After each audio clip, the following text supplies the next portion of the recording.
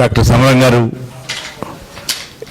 ఈనాడున్న దేశంలోని పరిస్థితుల గురించి, గోపురాజు రామచంద్రరావు గారు వారు ఆనాడు చేసిన కృషిని గురించి మీడియాకు వివరిస్తారు. గోరా గారు ఏం చెప్పారు? మానవులంతా ఒక్కటే అన్నారు. ఈ కులాలు మతాలు వద్దన్నారు. సమానత్వం కావాలన్నారు. ఈ ఏరుగని మనుషులు అందరూ చక్కగా సమానంగా, అందరికీ ఆర్థిక అవకాశాలు సమానంగా ఉండాలని చెప్పారు. దానికైనా నాస్తికత్వం కరెక్టే అనిపిస్తుంది. ఇప్పుడున్న సమస్యలకి సరైన పరిష్కారం నాస్తికత్వం, మతం కాదు. మత సామరస్యం అస్సలు పనిచేయదు. మత సామరస్యం అనేది చాలా చూస్తున్నాం. ఏమీ ఫలితం పేరుకేను మతాల మధ్య ద్వేషాలు వస్తున్నాయి. మానవుల మధ్య అంతా అడ్డుగోడలు ఏర్పడుతున్నాయి మతాల వల్ల. కులాలు అడ్డుగోడలు అయిపోయాయి, మతాలు అడ్డుగోడలు అయిపోయాయి. మనుషుల్లో మానవత్వం పోతుందా, చనిపోతుందా, చచ్చిపోతుందా అన్నట్లుగా అనిపిస్తుంది. కాదు, అలా ఉన్న వీలు లేదు. సైన్స్ అండ్ టెక్నాలజీ ఎంత డెవలప్ అయినా సరే శాస్త్రీయ దృక్పథం లేకపోవడంతో అది ఆర్థికంగా కానివ్వండి, రాజకీయంగా కానివ్వండి, సామాజికంగా కానివ్వండి, నైతికంగా కానివ్వండి, శాస్త్రీయ దృక్పథం లేకపోవడంతో శాస్త్రం పెద్దానికి కూడా ఇది ఎంతవరకు ప్రశ్న అనేది కావాలి. మనిషిలో ప్రశ్నించడం, పరిశీలించడం, లాజికల్ థింకింగ్ కావాలి. శాస్త్రీయ దృక్పథం అంటే ఏంటంటే మనం ఏదైనా సరే దాన్ని ఎందుకు, ఏమిటి, ఎలా అనేది మనం ఏదైనా ఒక బిజినెస్ మొదలెట్టాలన్నా, ఇంకోటి చేయాలన్నా ఒక డేటా ఎలా కలెక్ట్ చేస్తాము. ఈ సమస్యలకి కారణాలు ఏమిటి, అంత సమస్యలు ఏమున్నాయి, ఆ సమస్యల కారణాలు ఏమిటి అనేది ఎలా దాన్ని పరిష్కరించుకోవాలని కూడా చూడాలి. ఇన్నోవేటివ్ ఐడియాస్ కావాలి. అది శాస్త్రీయ దృక్పథం ద్వారానే వస్తుంది.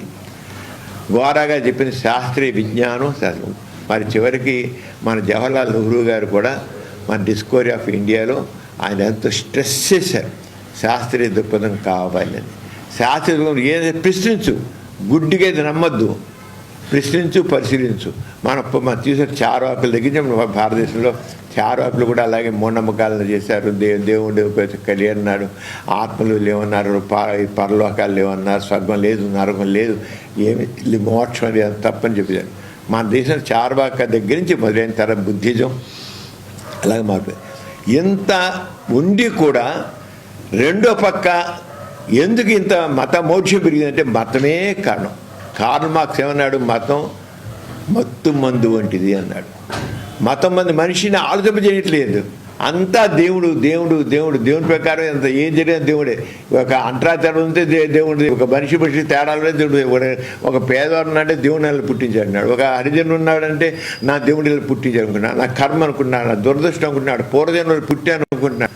అంతా కూడా ఈ దైవ కేంద్రమైన ఆస్తికత్వం.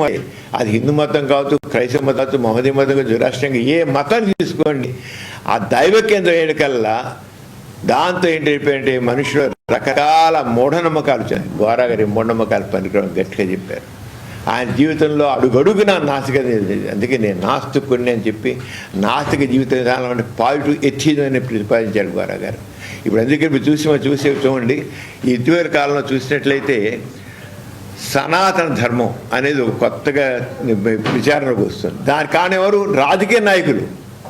వాళ్ళకి కావాల్సిన పబ్బం గడుపుకోవడం కోసం, వాళ్ళకి పొదవుల కోసం, వాళ్ళ కోసం సనాతన ధర్మం, అదే దేవుడు, దేవాలయాలు, అయోధ్యలో దేవాలయం కట్టారు. కానీ ఒకటి మా చెబుతున్నానండి, జనంలో మాత్రం అంత మూర్ఖత్వం లేదు, మూఢత్వం లేదు. కానీ మతం ద్వారా మూఢత్వం పెంచాల్సి వస్తున్నారు.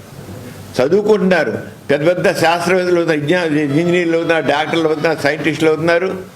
శ్రీహరికోటలో రాకెట్ తయారు చేస్తున్నారు.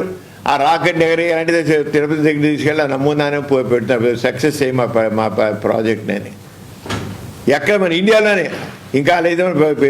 అది చైనాలో కావచ్చు, రష్యాలో కావచ్చు, అమెరికాలో కావచ్చు, ఇంకా ఎక్కడ సరే రాకెట్ ఎగరే ఇలా ఎవడు ఇలా చేయడం. సైన్స్నే నమ్ముకున్న సైన్స్. అంతేగాని ఇంత మూఢత్వం అనేది రావడం కారణం పొలిటికల్, రాజకీయపరమైనటువంటి ఇదే దానివల్ల వాళ్ళ లాభాల కోసం ఈ మత మోక్షాన్ని పెంచుతున్నారు, మతాన్ని పెంచుతున్నారు, మత నమ్మికలు పెంచుతున్నారు, అది దేవుని మీద నమ్మకం పెంచుతున్నారు. ఎన్ని చేశారు, ఇంత చేసినా రామాయణం కట్టారు, అయోధ్యలో ఏమైంది? చివరికి అక్కడే బీజేపీ ఓడిపోయింది. అంచేదా అందుకే సరైనది ఏంటంటే శాస్త్ర విజ్ఞానాన్ని పెంచాలి. ఏదైనా సరే ప్రశ్నించు, పరిశీలించు, దాంతోనే మనిషికి ఆలోచించు. నెహ్రూ గారు మన మొట్టమొదటి 1940 నుంచి ఆయన వరకు సైంటిఫిక్ టెంపర్ అని చెబుతున్నారు. డిస్కవరీ ఆఫ్ ఇండియాలో కూడా ఆయన స్పష్టంగా రాశారు సైంటిఫిక్ టెంపర్ కాదు. చివరికి మన రాజ్యాంగంలో కూడా నెహ్రూ గారు అని చెప్పగా 1975లో 15AH దాంట్లో మనకు వచ్చింది. దాంట్లో ఏమన్నాడు, scientific temper, spirit of enquiry, humanism అని ఈ రకంగా అండ్ రిఫార్మ్ అనేది ఏర్పాటు చేశారు 15AHలో. సైంటిఫిక్ టెంపర్, హ్యూమనిజం, తర్వాత హ్యూమనిజం అని పెట్టి ఇవన్నీ తీసుకుని ఆ రిఫార్మ్ తీసి 15AH. కానీ దాన్ని అంతవరకు ఎందుకండి మా రాజ్యాంగంలో సెక్యులరిజం వర్డ్ తీయాలని ఎంత ఇది ఉన్నారు వీళ్ళు.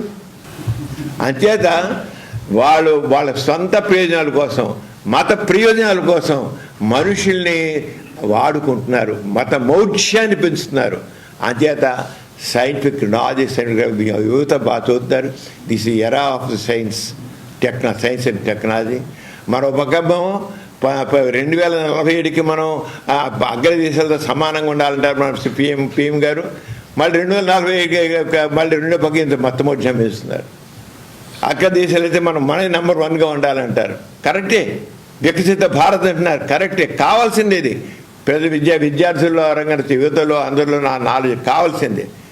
ఇక్కడ కూడా సనాతన ధర్మం అంటే పూర్వకాలం అంటరాంతరం. మనం అలాగే అంటున్నాను, ఏం చేసి దేవుడు పుట్టించాడు, అందరూ దేవుడు పుట్టించాడు అంటారు. అంతా దైవకేంద్ర సిద్ధాంతం కింద మతం. దేవుడు వల్ల బ్రహ్మ నోట్లోంచి బ్రాహ్మణులు పుట్టారు, భుజాల్లో చెతులు పుట్టారు, చెడులో తగ్గ వయసులు పుట్టారు, పాద ధూళి నుంచేమో మా శూద్రులు పుట్టారు. ఏంటంటే శూద్రులు ఎలా వస్తారు పుట్టడం? ఇదే సైన్సా? ఆరోగ్య పనికి హీనంగా చూస్తారా మనుషులు ఎంత ఇదిగాను? దేనివల్ల ఇందాన్ని నమ్మడం అంటరాంతరాన్ని ఒక ముందు వర్ణాశ్రమ ధర్మం ఏదో పనుల కోసం చేశారు అన్నారు, కానీ దాన్ని కఠినం చేశారు. కొంతమంది ప్రయోజనాల కోసం, అగ్రకులస్తుల ప్రయోజనాల కోసం అని వాళ్ళేమో దాన్ని పెంచి పోషించారు అగ్రకులస్తులు. అది మరి ఆ చేసి చివరికి మనిషి అయిపోయినవారు అంటారు కులాలు. ఇప్పటికీ వదిలించుకున్న అది పోట్ల పెళ్లి చేసుకుంటే ఒక హరిజనుడు ఒక అగ్రకులస్తుని పెళ్లి చేసుకుని అమ్మాయిని చేసుకుంటే చంపరిశ్రమ చూసి మిర్యాలగూడలో అల్లుండే సొంత మామ అల్లుడిని చంపించేశాడు. ఎంతమంది ఇంత దుర్మార్గమైనది, ఎంత మానవత్వం ఎక్కువంది అండి. మానవత్వం ఎక్కువంది. మతం అనేది మానవత్వాన్ని చంపేస్తుంది. మత సామ్రాజ్యం పనికిరాదు, మత రహితమే కావాలి. మన సెక్యులరిజం అదే. కానీ సెక్యులరిజానికి భాష్యాలు చూస్తున్నారు, అర్థం లేని భాష్యాలన్నీ కూడా.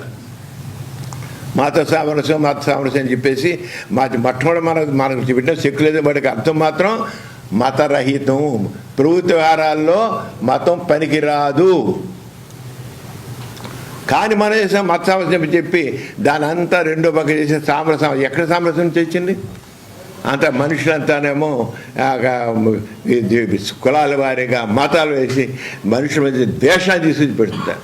గోరా గారు చెప్పినది ఏమని పని సైంటిఫిక్ నాలెడ్జ్, సైంటిఫిక్ టెంపర్ కావాలి. కులాలు మతాలు లేని సమాజం కావాలి. మతాలు లేకుండా రావాలి. మానవత్వం కావాలి. సత్యం మీద అని గోరా గారు 3 చెప్పారు. వాస్తవికత, సంఘ దృష్టి, వ్యక్తిత్వం. వాస్తవికత అంటే ఏదైనా సత్యం, అది సైంటిఫిక్ నాలెడ్జ్, సైంటిఫిక్ టెంపర్ వస్తుంది. తర్వాత సంఘ దృష్టి, సామాజిక న్యాయం. సంఘ దృష్టి రెండో వాళ్ళు అందరూ నా ఒక్కడికే కదా అవకాశాలు, అందరికీ రావాలి అవకాశాలు. తన వ్యక్తిత్వం, మనిషికి పూర్తి స్వేచ్ఛ, స్వతంత్రుడు, మ్యారేజ్ సుప్రీం, ఎవరికి దాసం, ఏ దేవుడికి స్లేవ్ అయినట్టుగా. అంచేత మనం అందరం ఆలోచించాలి సీరియస్గా. మనం ఎటుపోతున్నాం ఆలోచించాలి.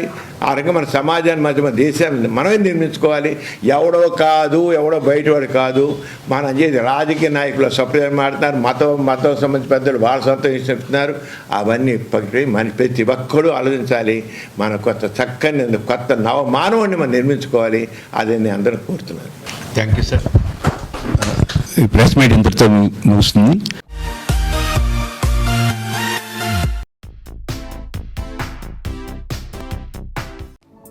కార్యక్రమం మీకు ఎంతో నచ్చింది కదా? ఇటువంటి మరిన్ని వీడియోల కోసం అనతి కాలంలోనే 20 కోట్ల వ్యూస్ సాధించిన సమరన్ ఛానల్ సమర్పించు యతీష్ సెంటర్ ఛానల్కు సబ్స్క్రైబ్ చేయండి, లైక్ చేయండి, మీ ఫ్రెండ్స్కి షేర్ చేయండి. అలాగే ప్రక్కనున్న గంట సింబల్ని ప్రెస్ చేయడం మర్చిపోకండి.